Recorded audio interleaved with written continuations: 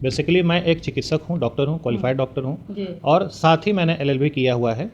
मांग पैसा कमाना नहीं है, मांग है सम्मान प्राप्त। नहीं दे रही है, नौकरी नहीं दे रही। पैरासीटामोल और दर्द की दवाइयाँ, गैस की दवाइयाँ दे करके जो ये फर्स्ट एड करते हैं, उनके पास यही रास्ता है, या तो ये क्रिमिनल बने या मजदूरी करें। चिकित्सक कर रहे हैं, उन्हें आप धर पकड़ के जेल में डाल रहे हैं। ये जो सर्जरी करते हैं, जो गलत कार्य करते हैं, गर्भपात करते हैं, बिना किसी डिग्री के इस तरह का दवाइयाँ लिखते हैं। कोई भी एनजीओ, लाखों लोग हैं जो एनजीओ बना करके अपना काम करते हैं। मंत्री का घेराव ना करें, उग्र प्रदर्शन ना, की ज्वाइनिंग मिलेगी, आपकी नौकरी मिलेगी। यदि यहाँ पे 10th और 12th पास लोग पटना में बैठ करके सुबह से शाम तक 5 ग्रामीण चिकित्सकों को बहका करके 2-4-5 हज़ार रुपये कमा के अपना जीविकोपार्जन कर रहे हैं, सकता है तो मैंने आर्स हेल्थ इंडिया फाउंडेशन की संरचना की। कोई 2000 का मेंबरशिप लेके साइड पर खड़ा है, के साथ फोटो खींच के फेसबुक पर चमकाते रहेंगे। इसको व्यापार कहते हैं, ना कि करने और धरना प्रदर्शन से कुछ हासिल नहीं होना है। और आसाराम की धरती पर होता है, जहाँ 10 से 15 हज़ार ग्रामीण चिकित्सक पूरे भारत से आते हैं। के लिए जरूरी है, कहा जाए तो मजदूर क्यों जरूरी है? वो चिकित्सक कहाँ है? वो तो परामर्शदात्री हैं, एक तरह से परामर्श। डॉक्टर मतलब चिकित्सक, ये सरकार के ही शब्द को ग्रामीण चिकित्सक के रूप में, जैसे कि हम लोगों ने कहा, जितना स्वास्थ्य, सड़क, रोजगार और भी नहीं भर पाता। यदि 200-400 कमा लेगा तो क्या जोग से उनकी सरकार बनेगी? तो मैं जरूर नमस्ते भारत, डीके स्पेशल चैनल में आपका स्वागत है। मैं हूं डीके जी, समाज सेवी। चलिए हम बात करते हैं ग्रामीण चिकित्सकों का, बात करते हैं। मेरे साथ मौजूद हैं राष्ट्रीय अध्यक्ष आदरणीय डॉक्टर आलोक तिवारी जी, जो पेशे से सुप्रीम कोर्ट के एडवोकेट भी हैं। चलिए हम जानकारी लेना चाहते हैं कि आप ग्रामीण चिकित्सकों के लिए आप हमेशा जो है लड़ते रहते हैं, आप राष्ट्रीय अध्यक्ष हैं, तो आखिर ग्रामीण चिकित्सक है क्या? क्यों नाम दिया गया ग्रामीण चिकित्सक? डीके जी, सबसे पहले आपके चैनल को बहुत बहुत धन्यवाद कि आपने ये मुद्दा उठाया। और एक बात मैं यहाँ पे कहना चाहूँगा, जैसे अभी आपने बोला कि सुप्रीम कोर्ट के एडवोकेट भी हैं। बेसिकली मैं एक चिकित्सक हूँ, डॉक्टर हूँ, क्वालिफाइड डॉक्टर हूँ और साथ ही मैंने एलएलबी किया हुआ है। तो ग्रामीण चिकित्सकों के हक की आवाज़ उठाने के लिए किसी स्पेसिफिक कोर्ट में जाने की ज़रूरत नहीं है। जहाँ भी ज़रूरत होता है हम लोग उनका पक्ष रखते हैं। हमारी एनजीओ, हमारी संस्था आर्स हेल्थ इंडिया फाउंडेशन उनका पक्ष रखती है। और सिर्फ ग्रामीण चिकित्सकों की ही नहीं, 2012 से आर्स हेल्थ इंडिया फाउंडेशन भारत के 14 स्टेट में कार्य कर रही है और सैकड़ों प्रकार का कार्य हो रहा है। कोरोना काल में प्रतिदिन 10,000 लोगों को खाना खिलाया जाता था हमारे एनजीओ के द्वारा। बहुत सारे बच्चों को छात्रवृत्ति योजना के तहत पढ़ाया गया। बहुत सारे महिलाओं का स्किल डेवलपमेंट कोर्स करा के आज उन्हें मुख्य धारा में ला करके जीविकोपार्जन के लिए प्रेरित किया गया।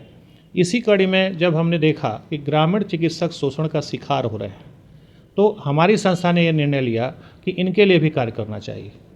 मैं ना कोई नेता हूं और ना कोई उद्योगपति हूं, एक साधारण सा बिहारी युवक हूं और कुछ लोगों के कार्यों से प्रेरणा लेकर मैंने भी अपने जीवन को सार्थक बनाने का प्रयास किया और समाज को सही दिशा में ले जाने के लिए यथासंभव जो सहयोग हो सका वो करने का प्रयास किया। उसी में एक कार्य है ग्रामीण चिकित्सकों का सेवा करना, उनकी बात को समुचित तरीके से अच्छे प्लेटफॉर्म पर रखना। तो आखिर ग्रामीण चिकित्सक बिहार में कुल कितने हैं? देखिए, सरकार ने एक आंकड़ा दिया था, माननीय स्वास्थ्य मंत्री मंगल पांडे जी ने कहा था विधानसभा में कि 33,000 है और ऐसे देखा जाए तो लगभग 6 लाख के आसपास संख्या है। तो 33,000 जो हैं वो ट्रेंड हैं, जिन्हें सरकार ने NIOS के द्वारा ट्रेनिंग दिया।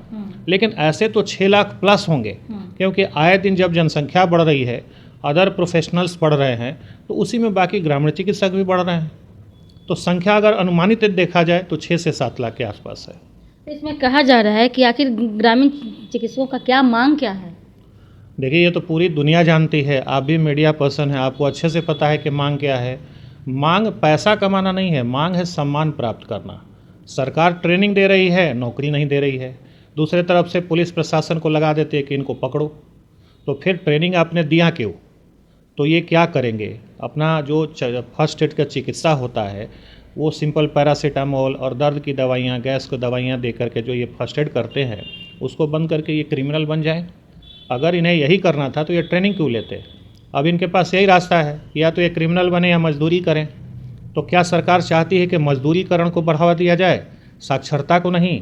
जब आप शिक्षा दे रहे हैं तो रोजगार भी दीजिए, ये मौलिक अधिकार है किसी भी एक नागरिक का। और ग्रामीण चिकित्सक कहीं ना कहीं किसी डॉक्टर या किसी हॉस्पिटल के अंदर में रह के प्राथमिक चिकित्सा को सीखते हैं, उसके बाद उन्होंने NIOS का ट्रेनिंग भी प्राप्त किया। ये थोड़ी कहा जा रहा है कि जिन्होंने ट्रेनिंग प्राप्त नहीं किया उन्हीं को आप डायरेक्ट नौकरी दे दीजिए। लेकिन जिनका आपने ट्रेनिंग करा करके और सक्सेसफुली सर्टिफिकेशन करा दिया, उन्हें तो किसी न किसी रूप में जोड़िए। ठीक है, बड़ी सैलरी की बात अलग होगी, लेकिन जो बेसिक मानदेय होता है डेली का 400-500, जिसको एक दिहाड़ी मजदूर के तौर पे मजदूरी कहते हैं, उसी प्राइस पे आप उनको जोड़िए, एक सम्मान दीजिए। आप बिहार के गाँव में चिकित्सा व्यवस्था तो नहीं दे पा रहे हैं, और जो प्राथमिक चिकित्सा कर रहे हैं उन्हें आप धर पकड़ के जेल में डाल रहे हैं, उनको प्रताड़ित कर रहे हैं। तो या तो हर जगह हॉस्पिटल खोले सरकार, हर गांव में प्राथमिक उपचार की व्यवस्था करे। डॉक्टर है नहीं तो है नहीं, तो क्या उपाय है भाई? जो प्राथमिक उपचार हो रहा है वो तो समुचित ढंग से हो। आप ऐसे लोगों को जरूर पकड़िए जो सर्जरी करते हैं, जो गलत कार्य करते हैं, गर्भपात करते हैं, बिना किसी डिग्री के इस तरह का दवाइयाँ लिखते हैं जो हार्मोनल है, जो कार्डियक है, ऐसे लोगों को जरूर करना चाहिए। लेकिन जो सही दिशा में है, जो किसी प्रकार से जीविकोपार्जन कर रहा है, उसे प्रताड़ित करेंगे तो वो कहाँ जाएगा? मेरा अगला सवाल है भैया कि आर्स हेल्थ इंडिया फाउंडेशन क्या है और इससे ग्रामीण चिकित्सकों का क्या रिश्ता है इसका दोनों का? आर्स हेल्थ इंडिया फाउंडेशन एक सामाजिक संस्था है, एक एनजीओ है। 2012 से ये पूरे भारत के 14 राज्यों में कार्य कर रही है, और ग्रामीण चिकित्सकों का कोई ऐसा संबंध नहीं है। कोई भी एनजीओ, लाखों लोग हैं जो एनजीओ बना करके अपना काम करते हैं, तो एनजीओ और या किसी भी तरह का ट्रस्ट का काम ही होता है समाज सेवा करना, देश सेवा करना, जन सेवा करना। तो आर्स हेल्थ इंडिया फाउंडेशन ग्रामीण चिकित्सकों को ट्रेनिंग देती है, जैसे सरकार ने एनआईओएस के द्वारा ट्रेनिंग करके सर्टिफिकेशन कराया, लेकिन हम लोग वो एक शिक्षा की भावना जगाते हैं। हमारे जितने भी संगठन के संस्थान हैं, हॉस्पिटल्स हैं, वहाँ संडे को, रविवार को ट्रेनिंग क्लासेज होते हैं। जो बेसिक दवाइयाँ हैं, पैरासीटामोल है तो उसका डोज क्या है, किसको देना है, किसको नहीं देना है, क्या साइड इफ़ेक्ट्स होते हैं, इस प्रकार के ट्रेनिंग को करा करके हम लोग ग्रामीण चिकित्सकों को मजबूत करते हैं। उन्हें कानूनी और गैर कानूनी चीज़ों से बचाने के लिए जो ज़रूरी जानकारी होती है वो उपलब्ध कराते हैं, और साथ ही साथ उनको ये समझाते हैं कि आप यदि अपने अधिकार के लिए अपनी आवाज़ उठा रहे हैं तो नेता मंत्री का घेराव ना करें, उग्र प्रदर्शन ना करें, अपनी बात को संवैधानिक तरीकों से सही जगह पे रखें। आपका प्रयास जरूर है कि आपको नौकरी मिले, लेकिन आप सभ्य रहेंगे तभी शिक्षित कहे जाएंगे, और तभी आपको आपका अधिकार मिलेगा, आपकी ज्वाइनिंग मिलेगी, आपकी नौकरी मिलेगी, यदि सरकार की इच्छा होगी तो। ग्रामीण चिकित्सकों के लिए आप एक राष्ट्रीय अध्यक्ष हैं, तो उनके लिए जो है क्या मोटो, क्या विजन रह रहा है? देखिए, सबसे पहले तो मैंने अभी आपको बताया कि उनको सही मार्गदर्शन पे ले जाना। क्या है कि बिहार ही नहीं, पूरे भारत में मुझे लगता है हजारों की संख्या में ऐसे नेता हैं जो अध्यक्ष और चेयरमैन और पता नहीं क्या क्या बड़ी बड़ी बातें करते हुए बड़े बड़े पोस्ट को धारण करके बैठे हैं। उनको किसी ने ये बनाया नहीं है अध्यक्ष और चेयरमैन। हमारे पास तो हमारा अपना जो ग्रामीण चिकित्सक मंच है, लगभग 23,000 सदस्य हैं हमारे, जो ऑन पेपर हैं। तो मुझे नहीं लगता कि पूरे बिहार में ऐसी कोई संस्था होगी जो हमारे 50% भी आंकड़े को पार करेगी। यहाँ पे 10th और 12th पास लोग पटना में बैठ करके सुबह से शाम तक 5 ग्रामीण चिकित्सकों को बहका करके 2-4-5 हज़ार रुपये कमा के अपना जीविकोपार्जन कर रहे हैं। मैं तो एक क्वालिफाइड डॉक्टर हूँ, एडवोकेट हूँ, बहुत सारे संस्थान को मैं संचालित करता हूँ, सैकड़ों लोगों को मैंने रोजगार दिया है। इसी कड़ी में लगा कि यदि मैं कुछ अर्न करता हूँ और मेरे अर्निंग का कुछ हिस्सा समाज हित और देश हित में खर्च हो सकता है, तो मैंने आर्स हेल्थ इंडिया फाउंडेशन की संरचना की। ये हमारे पूज्य माता जी जो थी उनके द्वारा शुरू किया गया था, और मैं उस कारवां को आगे बढ़ा रहा हूँ। अपने बिहार वासियों को और देशवासियों को आगे बढ़ने के लिए प्रेरित करने के लिए जो कार्य हो सकेगा मैं कर रहा हूँ। उसी कड़ी में ग्रामीण चिकित्सक मंच के नाम से हम लोगों ने अपना कार्य शुरू किया। आज 2018 से लेकर 2026 के बीच में लगभग 10,000 से ऊपर ग्रामीण चिकित्सकों को हम लोगों ने ट्रेंड किया है। जो एनआईओएस ने कार्य किया, जो सरकार ने कार्य किया, वही कार्य हम लोग भी कर रहे हैं। लेकिन एनआईओएस से आप ट्रेनिंग लेने जाते हैं तो 5500 रुपये आपका फीस लगता है, तब जाके आप ट्रेनिंग लेते हैं और सर्टिफिकेशन होता है। हमारी संस्था कोई फीस नहीं लेती किसी भी प्रकार का, सदस्यता शुल्क लेती है बिल्कुल, जो 500 रुपये है। उसके एवज में हम उन्हें हर प्रकार से शिक्षित करने का प्रयास करते हैं और सही दिशा में ले जाने का प्रयास करते हैं। हाल ही में जो है देखा गया है, और आपका जो है सोशल मीडिया पर भी वायरल चल रहे हैं कि ग्रामीण चिकित्सक जो हैं आर्स हेल्थ इंडिया फाउंडेशन के बैनर तले जो है उसमें मर्ज कर गए हैं, और उसमें देखा जा रहा है कि अंशु तिवारी जी आपके साथ में थे, प्रेस कॉन्फ्रेंस करते। ये क्या है, आगे का विजन दोनों का क्या है, क्या मैटर चल रहा है सर? देखिए, सबसे बड़ी बात है कि कोई मर्ज नहीं किया। हमने लोगों से कहा कि यदि सच में आप हितैषी हैं तो आप एक प्लेटफॉर्म पर आइए। अगर मान लीजिए आपकी भी तो मांग वही है, माननीय अंशु तिवारी जी हैं, माननीय मिथिलेश चौबे जी हैं, माननीय जितेंद्र मौर्य जी हैं, और भी बहुत सारे हमारे बड़े भाई लोग हैं। एलबी सिंह जी तो मंत्री बन गए इसी बात को करते करते। तो हो सकता है कि बहुत लोगों का ख्वाब मंत्री और नेता बनने का हो। मैं तो एनजीओ चलाता हूँ और सही बात करता हूँ, और जब सभी लोग सही हैं तो क्यों ना एक टेबल पर आकर के बात करें। कोई 2000 का मेंबरशिप लेके साइड पे खड़ा है, अलग अलग देखने को मिले, अलग अलग गुट बिल्कुल टुकड़े टुकड़े में बटे हुए हैं। लेकिन आपके बारे में चर्चे चल रहे हैं, कुछ विधायक मंत्री में से कर रहे हैं कि क्या हो रहा है ये कि अंशु तिवारी जी कुछ अलग कर रहे हैं और डॉक्टर आलोक तिवारी जी का मैम जो जा करके जो है उनके साथ दामन थामे हैं अंशु तिवारी जी। तो क्या मैटर रहा कि आगे जो है किस तरीके से, क्योंकि गर्दनी बाग धरना स्थल पर देखने को मिला तो कुछ अलग बातें निकल के आए हैं, क्या कहिएगा? हम सिर्फ एक चीज़ जानते हैं कि यदि आपका लक्ष्य सच में ग्रामीण चिकित्सकों के हित के लिए है तो सभी एकजुट हों और अपनी बात को सरकार के सामने रखें। अलग अलग टुकड़े टुकड़े में बट के रहेंगे तो इतना तो तय है कि कोई भी सफलता हाथ नहीं लगेगी। आप टुकड़े में ही रहेंगे, प्रदर्शन ही करते रहेंगे जीवन भर, आज यहाँ कल वहाँ परसों वहाँ चलते रहेंगे, 2-4 नेताओं के साथ फ़ोटो खींच के फेसबुक पर चमकाते रहेंगे। इसको व्यापार कहते हैं, ना कि समाज सेवा।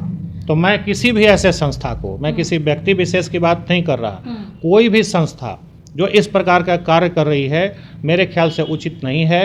आप साथ आएँ और हम सभी एक साथ चल करके माननीय मुख्यमंत्री या प्रधानमंत्री जी से मिलें और जो सही बात है, कानूनी तौर पे जो संभव है, उस बात को सरकार के सामने करें। नारेबाजी करना नेताओं का काम होता है। आप यदि सच में ग्रामीण चिकित्सकों का भला चाहते हैं तो सही मार्गदर्शन दिखाइए, सही दिशा में उनको लेके जाइए। नेतागिरी करने और धरना प्रदर्शन से कुछ हासिल नहीं होना है। और आज हमारी ये बात कोई गांठ बांध ले, आने वाले 20 सालों में भी ज्वाइनिंग नहीं होगा इस तरह के प्रदर्शन से। इसीलिए हम लोग सुप्रीम कोर्ट गए हैं। किसी भी प्रकार का कोई भी प्रक्रिया होती है तो उसको आप न्यायपालिका के द्वारा हासिल कर सकते हैं, या फिर सरकार चाहे तो। अब सरकार की मंशा तो हम नहीं जानते, तो हम इनका पक्ष लेकर के सुप्रीम कोर्ट गए हैं और कोर्ट के द्वारा ये निर्णय होगा कि क्या उचित है और क्या अनुचित है। 2026 में आगे क्या होगा ग्रामीण चिकित्सकों के लिए? अब तो ये सरकार जाने, हम लोग तो प्रयास कर रहे हैं एक संस्था के तौर पे, और 2018 से ग्रामीण चिकित्सकों की आवाज़ मैं उठाते आया हूँ। साथ ही साथ आपको मैं एक जानकारी दे दूँ, जैसा कि मैंने बताया कि 10,000 से ऊपर ग्रामीण चिकित्सक हमारे एनजीओ के द्वारा ट्रेंड हो चुके हैं। उसके साथ साथ पूरे भारत का सबसे बड़ा ग्रामीण चिकित्सकों का यदि सम्मान समारोह कोई होता है तो यहीं सासाराम की धरती पर होता है, जहां 10 से 15,000 ग्रामीण चिकित्सक पूरे भारत से आते हैं और जो बेहतर कार्य करते हैं उनको सम्मानित भी किया जाता है और उनको सही दिशा के लिए और सही कार्य करने के लिए प्रेरित भी किया जाता है। अगला मेरा सवाल है कि बिहार के लिए ग्रामीण चिकित्सक इतना क्यों जरूरी है? बिहार ही नहीं है तो पूरे देश के लिए जरूरी है, पूरी दुनिया के लिए जरूरी है। कहा जाए तो मजदूर क्यों जरूरी हैं? उनके पास तो कोई क्वालिफिकेशन नहीं होता। ग्रामीण चिकित्सकों को तो स्वयं सरकार ने ट्रेंड किया है, उन्हें सर्टिफिकेशन प्रदान किया है। तो अब ये इतनी छोटी सी बात यदि समझ में नहीं आ रही कि आपके पास डॉक्टर नहीं है, आपके पास स्वास्थ्य संरचना का ढांचा नहीं है, और ग्रामीण चिकित्सक क्या है, वो हॉस्पिटल तो खोल के कहीं चलाते नहीं हैं, वो छोटा सा प्राथमिक उपचार की श्रेणी में कार्य करते हैं। दर्द की दवाइयाँ, बुखार की दवाइयाँ, पेट दर्द की दवाइयाँ। एक्चुअल में वो चिकित्सक कहाँ हैं? वो तो परामर्शदात्री हैं, एक तरह से परामर्श देते हैं लोगों को। आप जनरल स्टोर पे चले जाइए, पैरासीटामोल की दवाई मिल जाएगी, पेट दर्द की दवा मिल जाएगी, उल्टी की दवा मिल जाएगी। तो क्या जनरल स्टोर वाला मेडिकल स्टोर के बराबर हो गया? ये तो सरकार को समझने की ज़रूरत है कि वो सिर्फ जीविकोपार्जन करने के लिए फर्स्ट एड करते हैं। और ग्रामीण चिकित्सक इसलिए ज़रूरी हैं कि आप उतने MBBS डॉक्टर नहीं निकाल सकते, BAMS डॉक्टर नहीं निकाल सकते, और उनको यदि गांव में भेजेंगे तो शायद वो नहीं ज्वाइन करें। तो ग्रामीण चिकित्सक ही हैं जो गांव के दुर्गम इलाकों में सीमित सुविधाओं में प्राथमिक उपचार कर सकते हैं। दूसरे किसी क्वालिफाइड डॉक्टर के बस की बात नहीं है। ग्रामीण चिकित्सक डॉक्टर क्यों लिखते हैं? देखिए, ये जब आप उनका आप सर्टिफिकेट देखेंगे ना, जब सरकार खुद कहती है ग्रामीण चिकित्सक, तो चिकित्सक का मतलब क्या होता है? डॉक्टर ना कह के वो चिकित्सक भी कह सकते हैं अपने आप को। तो डॉक्टर मतलब चिकित्सक, ये सरकार के ही शब्द को ग्रामीण चिकित्सक फॉलो कर रहे हैं, ना कि उन्होंने खुद अपनी मर्जी से लिखा। सरकार उन्हें झोला छाप कहती थी, और हमारे माननीय मुख्यमंत्री जी ने कहा कि आज से इनको ग्रामीण चिकित्सक कहा जाएगा, और जो कोई भी इन्हें झोला छाप कहेगा उन पर कार्रवाई होगी। तो माननीय मुख्यमंत्री जी ने खुद उन्हें चिकित्सक की संज्ञा दी है, तो भाई वो चिकित्सक क्यों ना लिखे, डॉक्टर क्यों ना लिखे? हाँ, झोला छाप की बात आपने कहा, तो झोला छाप की बात को माननीय जो है हेल्थ मिनिस्टर ने मंगल पांडे जी ने कहे थे झोला छाप को लेकर के, तो उस चीज़ को आपके अथक प्रयास से देखने को मिला कि अपने जो शब्दों की वाणी को वो वापस लिए हैं, क्या कहिए? देखिए, ये कहना गलत होगा कि हमारे प्रयास से हुआ, बहुत सारे संस्थाओं ने प्रयास किया। हाँ ठीक है, मैं उनसे मिला, बात हुई हमारी, मैंने उनको चीज़ों से अवगत कराया कि सर किसी को अपमानित करना उचित नहीं है, और वो स्वयं एक सक्षम व्यक्ति हैं, पढ़े लिखे हैं, स्वास्थ्य मंत्री हैं, उन्हें जो उचित लगा उन्होंने किया। इसमें हमारा व्यक्तिगत कोई ऐसा बहुत बड़ा सहयोग नहीं रहा है, उन्हें लगा होगा कि ऐसा नहीं करना चाहिए तो उन्होंने किया। और मुझे आशा है कि जिस तरह से उन्होंने झोला छाप कह के अपनी गलती को सुधारा, शायद आने वाले समय में ग्रामीण चिकित्सकों के ज्वाइनिंग दे करके और जो उन्होंने अपने बात को काटा था उसको फिर से सही करें और उनको ज्वाइनिंग दे, सम्मान भी दें।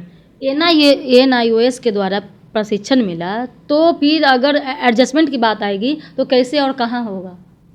स्वास्थ्य मित्र के रूप में जैसे कि हम लोगों ने कहा, जितनी आशा बहनें हैं लाखों की संख्या में, उनके पास कोई क्वालिफिकेशन और डिग्री तो है नहीं। सरकार ने उन्हें रोजगार दिया। एक समय था जब उन्हें कुछ नहीं मिलता था, आज कुछ उन्हें मिलता भी है, भत्ता मिलता है, मानदेय मिलता है, अलग अलग प्रक्रिया से वो लोग जो लोगों को प्रेरित करती हैं, सरकारी हॉस्पिटल ले जाती हैं। इसी प्रकार से इन्हें स्वास्थ्य मित्र के रूप में सरकार जोड़े। तो शिक्षा मित्र हुआ वैसी स्वास्थ्य मित्र, जाहिर सी बात है, शिक्षा, स्वास्थ्य, सड़क, रोजगार और विधि व्यवस्था, ये सरकार की संरचना होती है। तो जब आपने शिक्षा के रूप में NIOS से ट्रेनिंग दिलवा दिया तो अब उन्हें रोजगार भी दीजिए। तो रोजगार दे देंगे, गवर्नमेंट जॉब उनकी लग जाएगी, तो क्या फिर क्लिनिक क्या गारंटी, क्लिनिक भी खोल सकते हैं? ऐसा भी हो सकता है अपना? अब यहाँ तो जो बड़े डॉक्टर हैं IGMS और PMCH वो भी क्लिनिक चलाते हैं। हाँ, ये तो है। तो जब एक बड़े व्यक्ति जो लाखों में कमाते हैं, 10 लाख 20 लाख कमाते हैं, फिर भी 2 घंटे का कमाई का मोह नहीं छोड़ पाते, तो जो ग्रामीण चिकित्सक ठीक से अपना पेट नहीं भर पाता, यदि 200-400 कमा लेगा तो क्या दिक्कत हो जाएगा? उनका क्या दायित्व रहेगा और आगे जो है क्या कर सकते हैं? ये तो सरकार को निर्धारित करना होगा कि किस दायित्व में सरकार उन्हें जोड़ती है। सरकार के लिए कितना बेनिफिट वो पहुंचा सकती है और जनता के लिए कितना सेवा कर सकती है? जैसे आशा कार्यकर्ता ने कार्य किया, शिक्षा मित्रों ने कार्य किया, तो सरकार के पास सामने स्वयं आंकड़े हैं कि ये जो निर्णय रहा उससे सरकार को क्या लाभ हुआ। सिमिलरली आप डिसीजन ले सकते हैं कि स्वास्थ्य मित्र के रूप में ग्रामीण चिकित्सक कितने लाभ दे सकते हैं सरकार को।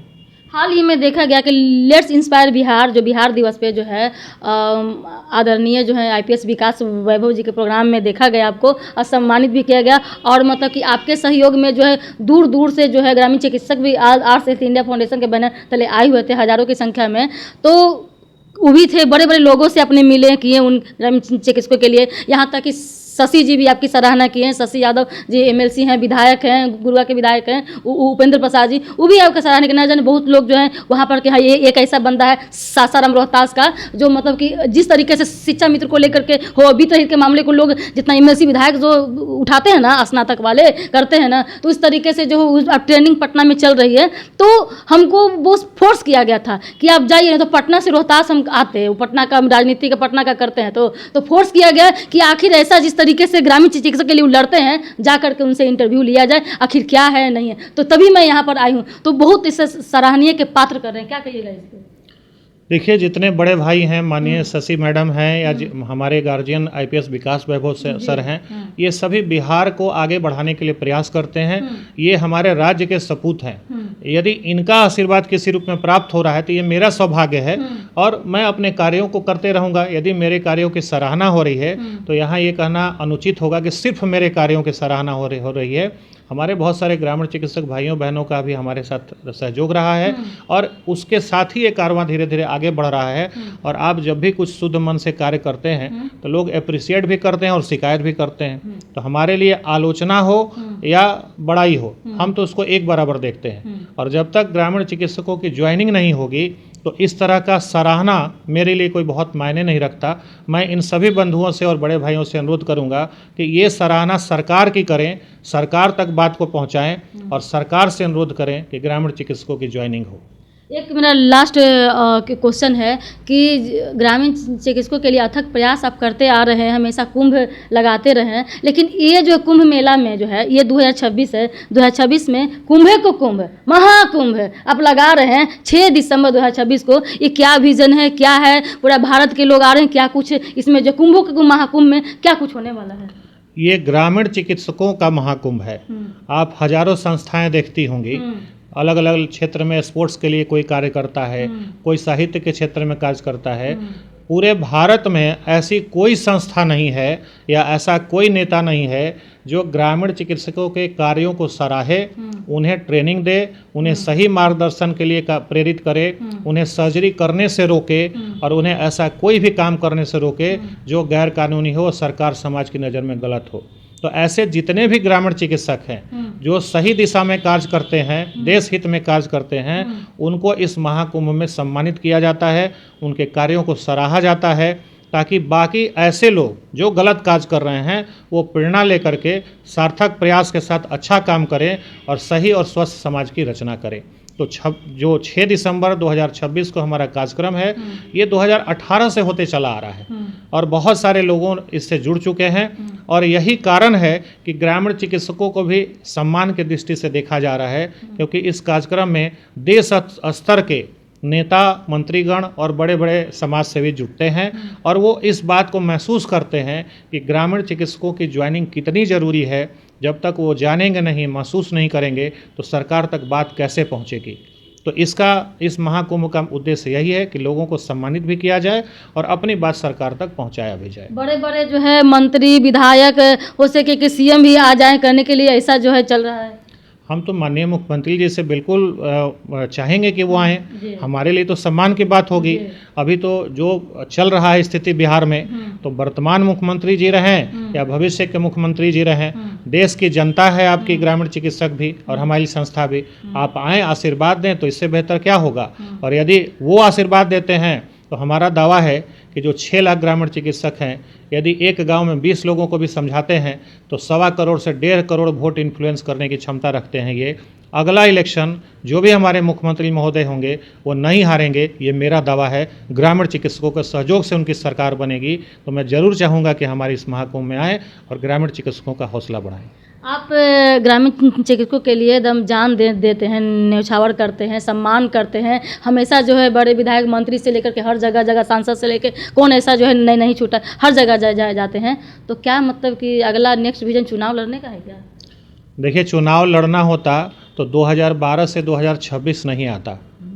23,000 से लेके 23,000 तो डायरेक्ट मेंबर हैं हमारे, और अगर उनके परिवार में देखा जाए 10 सदस्य भी होंगे तो 2.5 लाख वोट तो इसी शाहाबाद क्षेत्र में हमारा है। तो मैं कल निर्दलीय खड़ा होकर जीत सकता हूँ। लेकिन इलेक्शन और चुनाव से मेरा दूर दूर तक नाता नहीं है। और आपके चैनल पे मैं आज फिर से घोषणा करता हूँ कि मैं कभी पॉलिटिक्स में नहीं आऊँगा। मैंने अनेकों बार इस बात को बोला है। मैं चिकित्सक हूँ और मेरा NGO हमेशा देश हित और स्वास्थ्य के लिए, शिक्षा के लिए और युवाओं के लिए, ग्रामीण चिकित्सकों के लिए, महिलाओं के लिए, बच्चों के लिए कार्य करते आ रहा है और यही कार्य करते रहेगा। मैं अपने इसी कार्यों से खुश हूँ। बहुत बहुत धन्यवाद आपका। आपको भी बहुत बहुत धन्यवाद। दोस्तों, मैं रोहतास के सासाराम में मौजूद हूँ। मैं तो आप तो जानते ही होंगे कि हम पटना में करते हैं, लेकिन हमको जो है भेजा गया है कि आखिर क्या है, कौन है भाई ग्रामीण चिकित्सक के लिए इतना चीज कर रहे हैं। आप जाइए, उनका इंटरव्यू लीजिए तो समझ रहे हैं ना कि वहाँ से इतना दूर आना करना खुद। तो देखिए, यही जानकारी हम आपको देना चाहते हैं कि ग्रामीण चिकित्सकों के लिए 26 में जो है आप लोग का बल्ले बल्ले होने वाला है। कुछ ना कुछ जो है होगा ही होगा। तब तक के लिए जय हिंद, जय भारत। देखते DK चैनल में लाइक, सब्सक्राइब करें, फेसबुक तो फॉलो करें।